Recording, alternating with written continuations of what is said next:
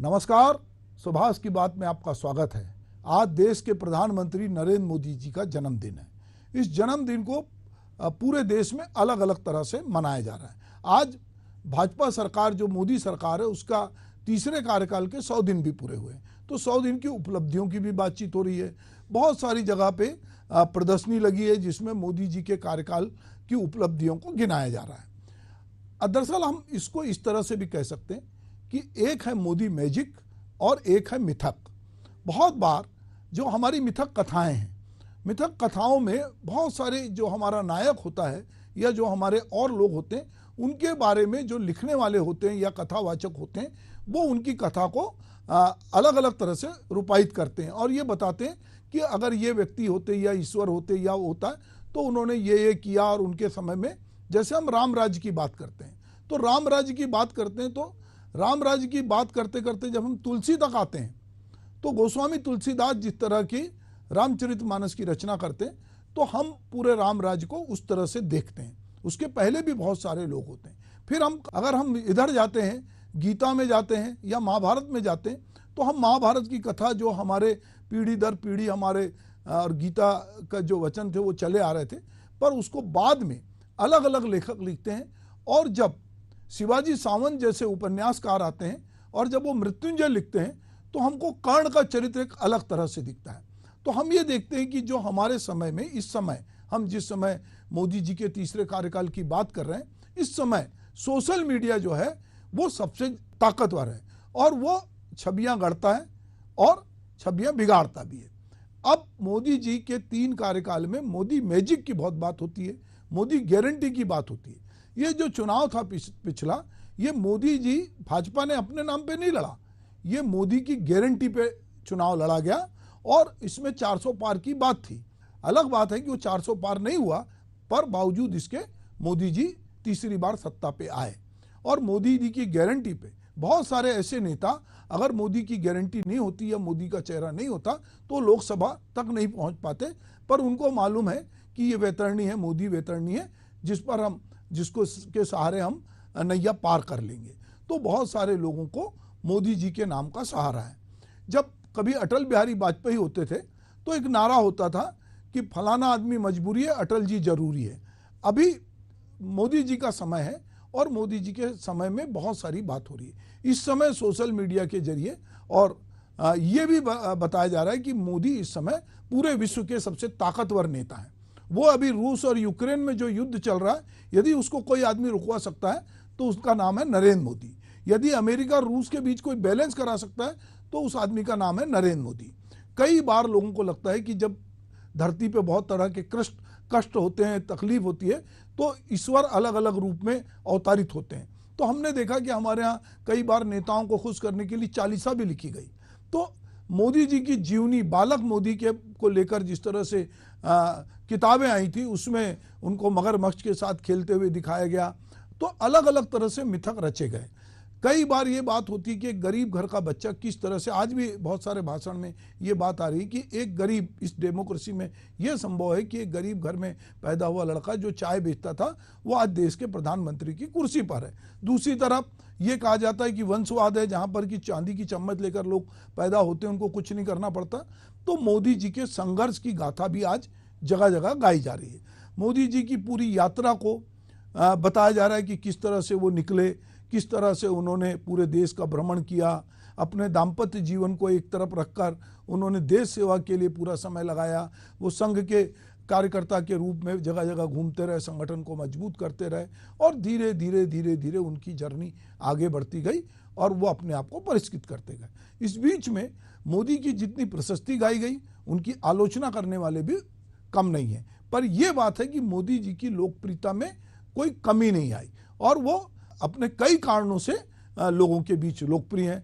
वो जिस तरह से डिसीजन लेते रहे, चाहे नोटबंदी की बात हो, जीएसटी की बात हो, उन्होंने जिस तरह से डिसीजन लिया वो, या कोरोना के समय उन्होंने जिस तरह से नए नए प्रयोग किए, तो उनकी बहुत लोगों ने तारीफ की, कुछ लोगों ने उनकी आलोचना की। तो वो हमेशा, आप उनको या तो उनकी आलोचना करो या उनकी तारीफ करो, पर आप उनको इग्नोर नहीं कर सकते। वो ऐसे प्रधानमंत्री हैं जो तीसरे कार्यकाल में हैं और अब वो एक रिकॉर्ड भी बनाने जा रहे हैं कि वो इस देश के सबसे लंबे समय तक के प्रधानमंत्री के कार्यकाल के रूप में। उन्होंने अपने तीसरे कार्यकाल के पहले उन्होंने जो भी किया, उन्होंने नई लोकसभा में काम शुरू किया, उन्होंने महिला सशक्तिकरण के लिए आरक्षण के लिए बिल लाया, वो कुछ ना कुछ ऐसा करते हैं। उन्होंने, चूंकि वो गुजरात से आते हैं, महात्मा गांधी गुजरात के थे, महात्मा गांधी का स्वच्छता को लेकर एक बड़ा आग्रह था। कस्तूरबा गांधी और महात्मा गांधी स्वच्छता को खुद वो सफाई करते थे, अपना पैखाना खुद साफ करते थे। तो कहीं ना कहीं मोदी जी ने गांधी जी के वो जो चीज़ें थी जो लोगों से जोड़ती थी, तो उन्होंने पूरे देश में स्वच्छता अभियान का एक नया अभियान चलाया और जिसकी बहुत तारीफ हुई। उसमें गांव-गांव में शौचालय बनाए, लोगों में साफ सुथरा होने की बात आई और एक प्रकार से लोगों ने कहा कि ये मोदी जी ने एक लोगों को एक जन आंदोलन से जोड़ा। फिर आया कि जो आवास हैं, जो गरीबों के आवास हैं, उसको लेकर उन्होंने ग्रामीण आवास को लेकर बड़ी पहल की है। जिस तरह अटल बिहारी वाजपेयी ने सड़क के संजाल को फैलाने के लिए प्रधानमंत्री सड़क योजना चालू की थी, उसी तरह इन्होंने आवास को लेकर, आवासहीनों के आवास को लेकर बातचीत की। 80 करोड़ लोगों को, जो गरीब लोग हैं, उनको भोजन देने के लिए, अनाज देने की बात की हो। तो बहुत सारे ऐसे प्रयोग किए मोदी जी ने जो कहीं ना कहीं उनको ये बताता है कि लोग उनकी तारीफ करते हैं और लोगों को लगता है कि मोदी मैजिक जो है वो, या मोदी की गारंटी काम कर रही है। तो बहुत, जब कोई आदमी बड़े पद पर होता है या वो बहुत सारे ऐसे काम करता है, तो उसको लेकर बहुत सारी मिथक कथाएं भी गढ़ी जाती है। कोई आश्चर्य नहीं कि आज के 100 साल बाद हम मोदी जी की मिथक कथाओं को पढ़ें और बहुत सारे लोग कहें कि ऐसे युग पुरुष पैदा हुए थे, ऐसे चमत्कारिक व्यक्तित्व हुए थे जो पता नहीं महामानव थे। ये भी इस तरह की चीज़ें होंगी, क्योंकि हमने देखा है कि हमारे ही देश में जो लोग हमसे हमारे पहले 3, 4, 5 पीढ़ी पहले हुए, उनको लेकर भी बहुत सारी मिथक कथाएं या उनके फॉलोअर जो होते हैं वो बड़े पैमाने पे होते हैं। तो आज मोदी जी का जन्म है और उनके 100 दिन पूरे हुए हैं। तो उन्होंने कहीं ना कहीं जो टारगेट तय करते हैं, उन्होंने दूरगामी लक्ष्य जो है वो 2047 तक विकसित भारत बनाने का उन्होंने दावा किया है।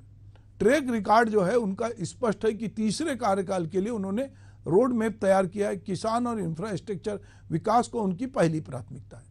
महिला, युवा, अनुसूचित जाति, जनजाति को साधने का प्रयास जो है उन्होंने चुनाव में उतरने से पहले किया। उन्होंने जब जाति जनगणना की बात हुई तो उन्होंने कहा कि यहाँ 4 तरह की जाति होती है और उन्होंने ये जातिवाद की तरफ उन्होंने एक तरह से किनारा किया और उन्होंने कहा कि चाहे महिला की जाति हो, गरीब होता है, अनुसूचित जाति, जनजाति, अलग तरह की जातियों की उन्होंने बात की।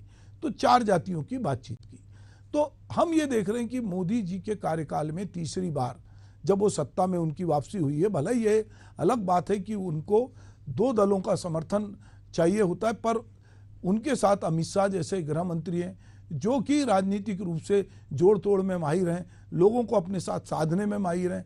इसलिए भला ही बीजेपी को स्पष्ट बहुमत नहीं मिला, पर कहीं ना कहीं बीजेपी अपना एक पूरा रोड मैप बना रही है और ये बता रही है कि हम आने वाले समय में 100 दिन तो अभी पूरे हुए, तो हम किस तरह से क्या क्या करेंगे। तो पीएम निधि, किसान निधि में 9.3 करोड़ जो किसानों की संख्या है उनको 20,000 करोड़ रुपए दिए गए।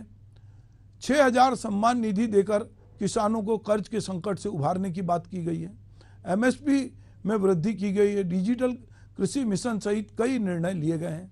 3 लाख करोड़ की बुनियादी जो ढांचा है उस परियोजना को मंजूरी दी गई है। सामाजिक कल्याण की दृष्टि से चल रही जनमन योजना जो है वो उसको कचरा बीनने वालों के लिए सशक्तिकरण के लिए कहा गया है। नमस्ते योजना भी लाए हैं।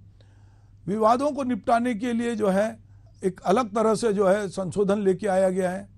तो 70 वर्ष अधिक के जो बुजुर्ग हैं उनको 5 लाख तक के इलाज के लिए स्वास्थ्य बीमा योजना आयुष्मान के नाम से लाई गई है।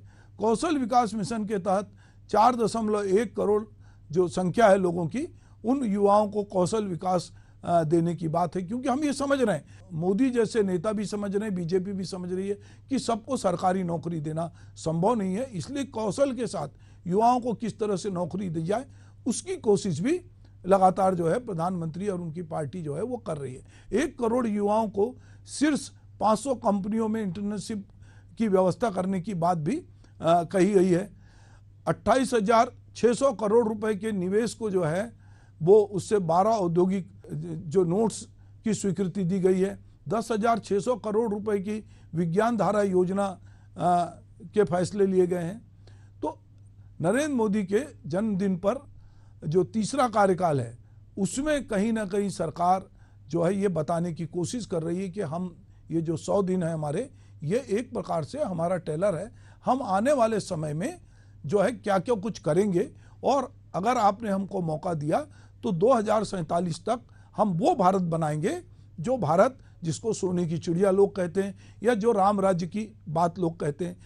मोदी के लिए लोग कहते हैं कि जो कभी संभव नहीं हो सकता था, कश्मीर से धारा 370 नहीं हट सकती थी, ऐसा लोगों को लगता था। लोगों को लगता था कि राम मंदिर कभी नहीं बनेगा, तो राम मंदिर बनता है। अब समान नागरिक संहिता की बात भी हो रही थी और वक्फ बोर्ड के समय आया, पर मोदी चूंकि इस पर 400 पार नहीं गए तो उनको कुछ योजनाओं में कुछ जो उनके निर्णय थे उसमें यू टर्न भी लेना पड़ा, उनको वापस भी आना पड़ा, क्योंकि जो उनके सहयोगी दल हैं वो सहयोगी दल जो है कहीं ना कहीं वो उनसे नाराज हो रहे थे। जातिगत गणना जो कि विपक्ष का मुद्दा था, अब आरएसएस ने इस पर अपनी सहमति दी है, तो हो सकता है कि मोदी सरकार जो है जातिगत गणना भी कराए। रिजर्वेशन को लेकर भी बहुत बात हुई पिछले चुनाव में कि रिजर्वेशन खत्म कर दिया जाएगा, और उसमें मोदी जी को बचाव में आना पड़ा।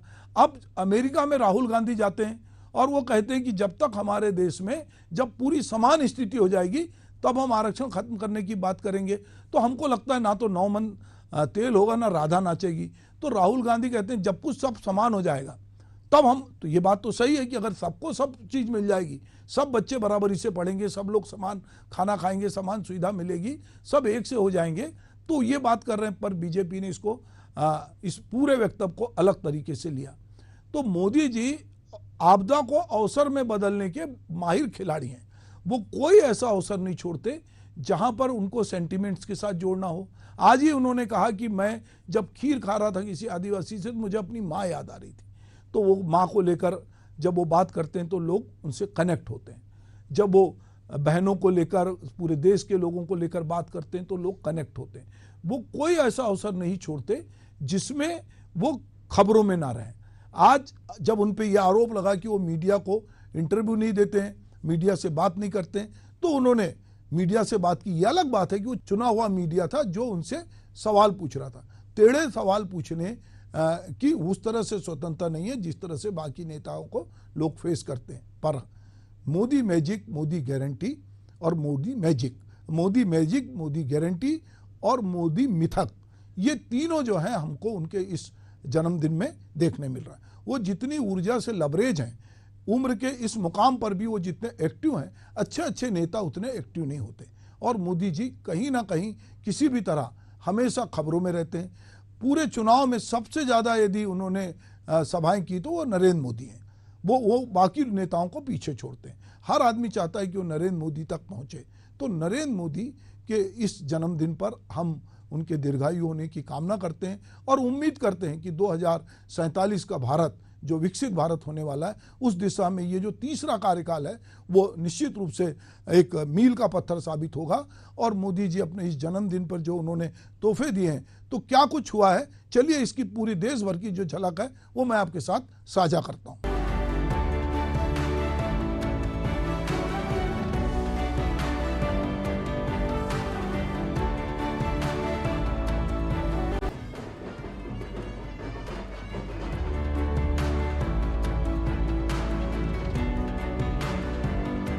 Happy birthday. आपको ऑटोग्राफ चाहिए?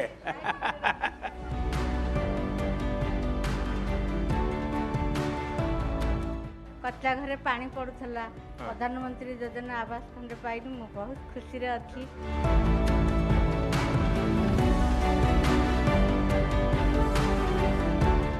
ये सब सुविधा पाई कि आपन को बहुत बहुत धन्यवाद सर। आपन को जन्मदिन रे पूरा सब बहुत खुशी आमे अछु। तापरे आउ भी गोटे आपन देबा को जाउचंती जे सुभद्रा योजना रो आज शुभ आरंभ हेउची, आहुर भी हमें बहुत खुशी सर। क्या क्या काम करते हैं आप लोग? 10 बहनें इकट्ठी होती थी, क्या करते हैं? सर हम मशरूम का भी काम किया है। मशरूम पे कितनी कमाई होती है आपकी? 10 से 12 हजार तक आ जाते हैं। 10-12 हजार रुपया महीने का? जी। तो आप तो लखपति दीदी हो गई। जी सर। कोरोना आया था, अभी तो बहुत कष्ट में चल रहा था, दुकान बंद हो गया। तो बाद में आसीगला बीएम धन जन योजना जो आसला से मैं अप्लाई करती स्वनिधि योजना रे मैं अप्लाई करती। तो अभी आपको स्वनिधि का पैसा मिल गया? आगे अभी कितना मिला आपको? मैं प्रथम किस्ती 10,000 पर पहले में 10,000 और द्वितीय का 20,000 दूसरे में 20,000। आगे और अभी क्या काम करती है उससे पैसा मिला है? तो से जो पैसा मिला है वो जो छोटा सा दुकान था अभी बड़ा किया। देखिए आपने उड़िया में शुरू करते करते हिंदी में चली गई। इतनी बढ़िया हिंदी बोलती है आप। आप हमारे गांव में आए, हम बहुत खुश है, ग्रामवासी भी बहुत खुश है। इंडिपेंडेंट होने के लिए आप बैंक से लोन देते हैं, इसीलिए हम बहुत आभारी है आपके। क्या बिजनेस करते हैं? सिलाई करते हैं। सिलाई करते हैं जी। ऐसा कुर्ता बना दोगी? हाँ जरूर बना लेंगे। अच्छा, तो मुख्यमंत्री जी को दीजिए, मैं पहनूंगा।